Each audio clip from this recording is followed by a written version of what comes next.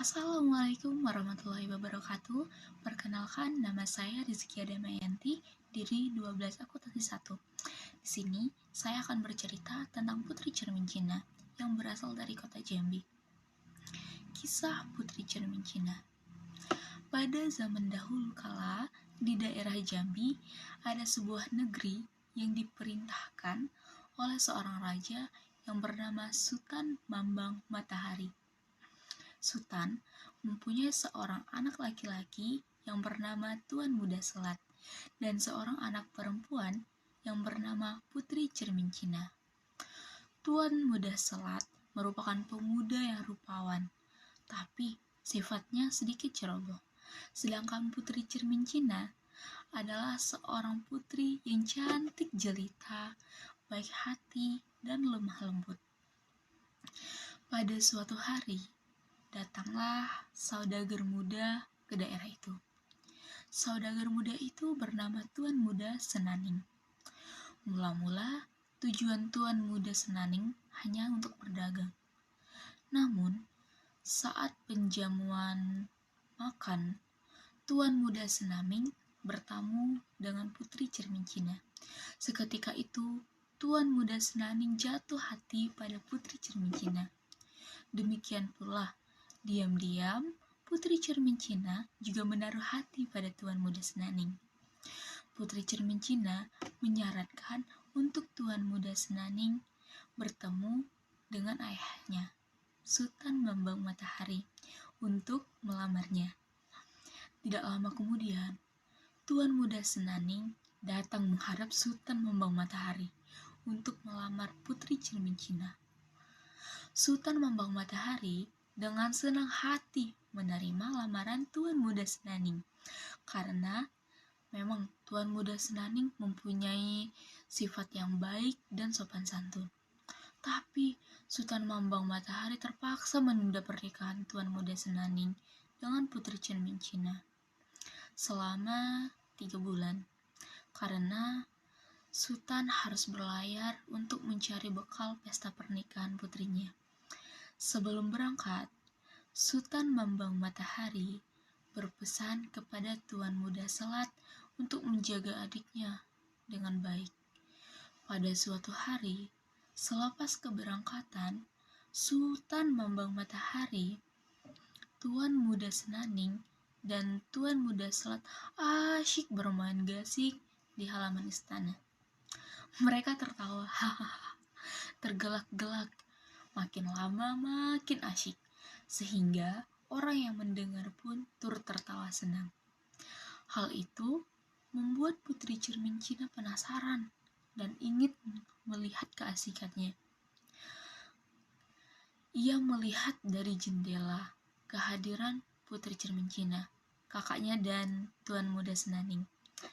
Terlihat oleh dua orang itu sambil menoleh ke arah jendela. Tuan Muda Senaning melepas tali gasingnya. Gasing Tuan Muda Senaning mengenai gasing Tuan Muda Selat. Karena berbenturan keras sama keras, gasing Tuan Muda Selat melayang dan terpelanting tinggi. Gasing itu terpelanting ke arah Putri Cermin Cina yang melihat dari jendela. Gasing itu berputar di atas kening Putri Cermin Cina. Putri Cermin Cina menjerit kesakitan. Kening Putri Cermin Cina berlumuran darah. Ia jatuh ke lantai tak sadarkan diri. Semua orang panik dan berusaha menolong Putri Cermin Cina. Namun, takdir berkata lain. Putri yang cantik jelita itu akhirnya menghembuskan nafas yang terakhir. Tuan Muda Senaning sangat merasa bersalah atas kematian Putri Cermin Cina. Dia menjadi putus asa dan gelap mata. Dia melihat tombak bersilang di dinding. Dengan cepat tombak itu ditarik dan ditancapkan ke tanah dengan posisi mata tombak mencaut ke atas. Kemudian Tuan Muda Senaning melompat ke arah mata tombak tersebut dan seketika itu mata tombak menembus perutnya hingga punggungnya. Tuan Muda Senaning meninggal untuk menyusul Putri Cermin Cina. Semua warga membantu mengurus dua jenazah orang yang saling jatuh cinta itu.